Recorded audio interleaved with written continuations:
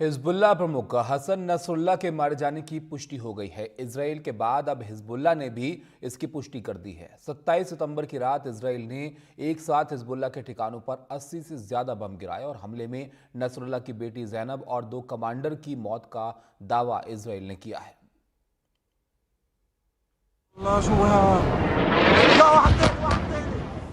ये इजराइल का हिजबुल्लाह पर अब तक का सबसे बड़ा हमला था।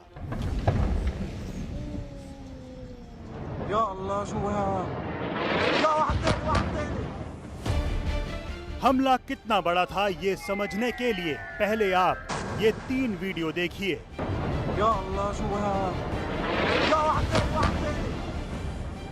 लेबनान की राजधानी बेरूत में हिजबुल्लाह के मुख्यालय को निशाना बनाकर यह हवाई हमला किया गया था। हमले के बाद आसमान धुआं धुआं हो गया।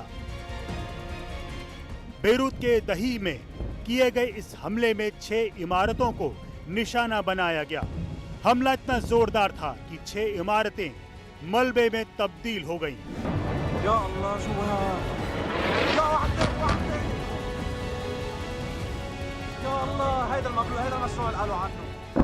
इजरायली मीडिया के हिजबुल्लाह के मुख्यालय पर 80 से ज्यादा बम गिराए गए। हर बम पर औसतन 1 टन विस्फोटक था।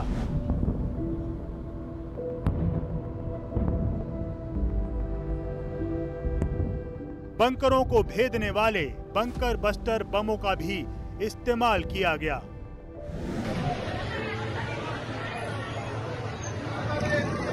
हमलों के बाद हर जगह अफरा तफरी का माहौल दिखा। सड़कों पर बदहवास लोग इधर उधर जाते दिखे।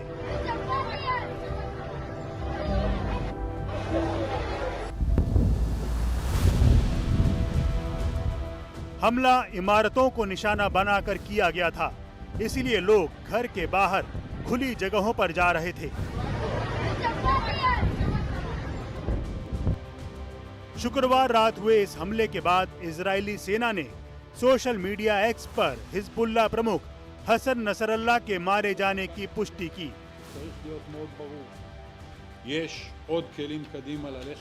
इजरायली सेना ने एक्स पर लिखा, हसन नसरल्लाह अब दुनिया पर आतंक फैला नहीं सकेगा। इस टारगेटेड हमले में नसरल्लाह की बेटी जैनब की मौत का भी दावा किया जा रहा है। साथ ही हिजबुल्लाह की मिसाइल यूनिट के कमांडर आतंकवादी मोहम्मद अली इस्माइल और उनके डिप्टी आतंकवादी हुसैन अहमद इस्माइल के मारे जाने का भी दावा इजराइल ने किया है।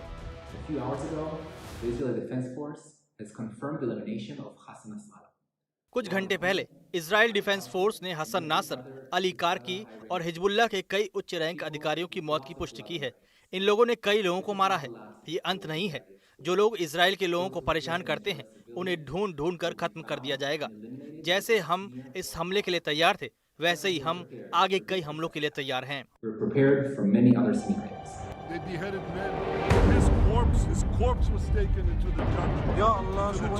लेबनान पर इजराइल के इस सबसे बड़े हमले की मंजूरी प्रधानमंत्री नेतन्याहू ने न्यूयॉर्क में रहने के दौरान दी, जब वो UNGA की बैठक में शामिल होने गए थे। हसन नसरल्लाह के खिलाफ ऑपरेशन का नाम इजराइल ने रखा है ऑपरेशन न्यू ऑर्डर। कुछ ही दिनों के अंदर हमले उसने तेज किए और एक के बाद एक सभी टॉप कमांडर्स को प्रेसिजन अटैक्स के जरिए मारता गया और आखिर हसन नसरुल्लाह को भी उसने ढेर कर दिया। लेकिन इजराइल यहां पर रुका नहीं है। उसके हमले लेबनान में लगातार जारी हैं। वो चाहता है कि जड़ से हिजबुल्लाह को नष्ट कर दिया जाए, चाहे उसके मिलिट्री इंस्टॉलेशन हो या फिर उसके हथियारों के डिपो हो या जो भी बचे खुचे कमांडर हो या फिर लड़ाके हो। ज़्यादा से ज़्यादा नुकसान हिजबुल्लाह को पहुंचाने की वो कोशिश कर रहा है।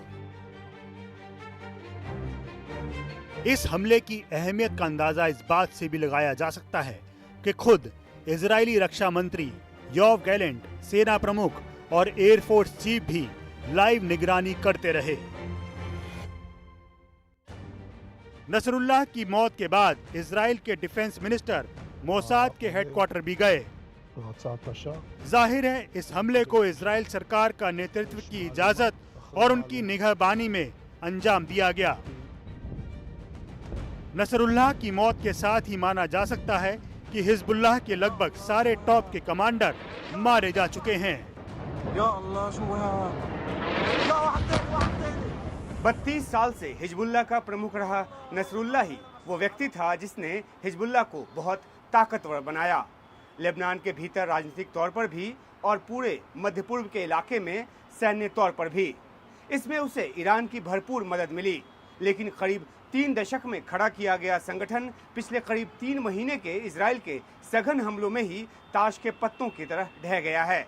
अपने चीफ नसरुल्लाह समेत करीब 1 दर्जन बड़े कमांडरों की मौत के बाद हिजबुल्लाह इजराइल से क्या और किस तरह से बदला ले पाएगा और इसे ईरान का सैन्य तौर पर कितना साथ मिलेगा, नजर इस बात पर रहेगी। कादम्नी शर्मा के साथ उमाशंकर सिंह, एनडीटीवी इंडिया।